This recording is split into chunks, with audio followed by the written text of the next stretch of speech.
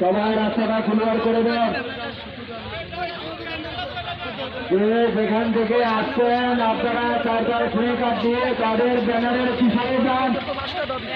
যারা যেখান থেকে আসছেন তারা ওখানে ব্যানারের ফ্রি কার্ড দিয়ে পিছনে যান। যারা যেখান থেকে ব্যানারে আসছেন তারা ফ্রি কার্ড নিয়ে সেখানে যান। একটাই শুধু দাবি, দাবি শুধু একটাই, জোড়া বরিশাল সেতু চাই।